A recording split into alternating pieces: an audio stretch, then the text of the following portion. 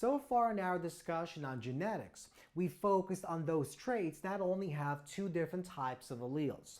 For example, in our discussion on pea plants, we said that there are two different types of colors for the seeds in pea plants. We can either have green seeds or we can have yellow seeds. And what that means is we have two different types of alleles possible. We have the allele that codes for the color green, or we can have the allele that codes for the color yellow. So this particular trait, the color trait for seed color in pea plants, comes in two different alleles. So we have the green allele and we have the yellow allele. Now, sometimes we also have those traits that can have three or more different types of alleles for that particular trait. And in such a case, whenever we have a trait that contains three or more different types of alleles, that trait is said to have multiple alleles. And one particularly common example in which a trait has multiple alleles in humans is the human ABO blood group trait. So there are three different types of alleles for the blood group traits. We have allele given by uppercase I with the A superscript. We have allele that is given by uppercase I with the B superscript, or we have lowercase I. Now, what this means is, at this particular locus on the chromosome, we have a specific sequence of nucleotides that codes for a special protein we're going to call protein A. And protein A will be found on the membrane of red blood cells. For this particular case, at this same locus, instead of having this sequence shown in red, we have a slightly different sequence of nucleotides shown in blue that codes for a different protein we're going to call protein B that will be found on the membrane of the red blood cells. And the third allele basically means at the locus we have a sequence of nucleotides that doesn't code for either one of these proteins. And so lowercase I is the allele that expresses neither protein A or protein B on the membrane of red blood cells. So we have phenotype A or protein A, we have phenotype protein B, and we have a phenotype in which neither of the proteins are actually expressed. Now, remember, in diploid organisms, every single chromosome comes with a homologous pair. And so what that means is we're going to have two different types of alleles in any given individual for this particular trait, the ABO blood group trait. Now, the question is, if we have a male individual with one blood group type and a female individual with a second blood group type, and these two individuals decide to mate to produce an offspring, the question is, what exactly is the mode of inheritance of this particular trait? Does it follow the dominant or the complete dominance mode? Does it follow the incomplete dominance mode, or does it follow something else? So in this particular case, we have a mode of inheritance known as codominance. So these three alleles that make up the ABO blood group trait in humans follow a mode of inheritance we called codominance. Now, what exactly do we mean by codominance? Well, in codominance, neither allele is dominant over the other one. And what that means is in heterozygous individuals will basically express both types of phenotypes. And to see what we mean, let's consider the following example.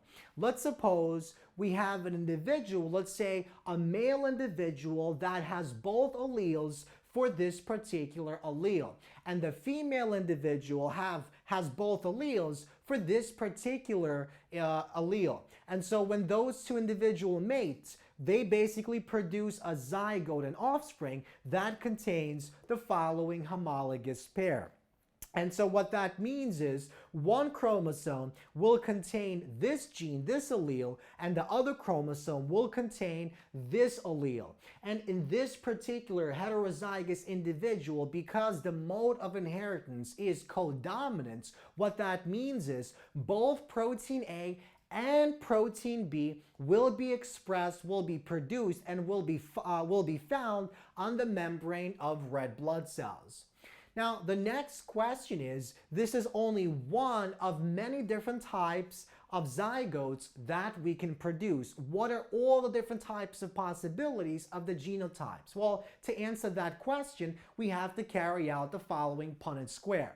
So on this row, in this row, we have the three different types of alleles. In this column, we have the three different types of alleles. So these alleles can come from the male parent, and these alleles can come from the female parent. And so if we carry out the Punnett square, these are the 9 different types of possibilities. So in this particular case, both of those chromosomes contains the alleles that code for protein A. In these two cases, one of the chromosomes contains that allele that doesn't code for anything, but the other one contains the allele that codes for protein A. And so this case, and this case will always produce only protein A on the membrane of red blood cells, and this is known as blood group A.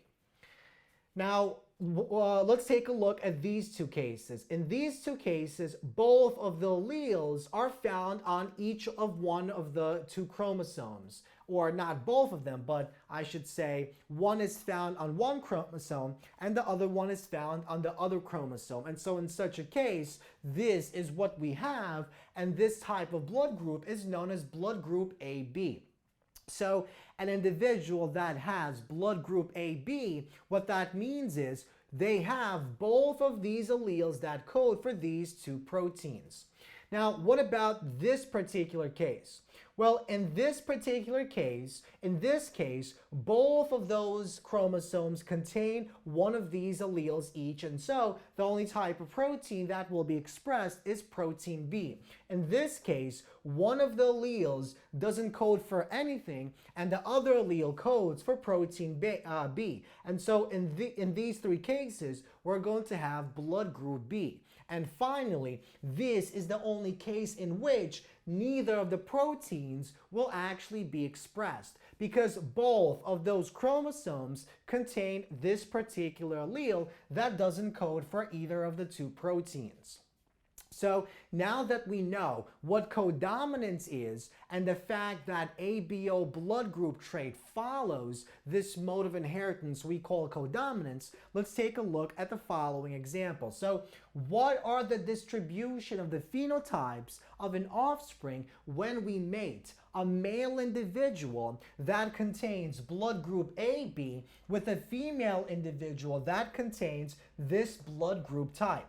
So basically, this male individual can produce one of 2 different types of sperm cells, either the IA sperm cell or a sperm cell that contains IA chromosome, or it can contain the IB chromosome. This can produce X cells that contains either the IB chromosome or the lowercase I chromosome. So if we carry out the Punnett square, we get the following distribution of phenotypes. So in this, or the following genotypes. In this particular genotype, we produce the AB group, so the AB phenotype. In this particular case, one is lowercase I, the other one is lowercase b, or lowercase a, uppercase I, A, and what that means is we're going to produce the protein A, and so the phenotype will be group A. In this particular case, and in this particular case, we're going to have group B. So in this particular case, we're going to have both of the chromosomes that contain the allele that codes for protein B, but in this case, we're only going to have one of the 2 chromosomes that contains that allele that codes for protein B. So these are the 3 different types of phenotypes of the offspring. The offspring can either be blood group AB, in this case, blood group A as in this case, or blood group B as in these 2 cases. So there's a 50% chance of having a child that is blood group B.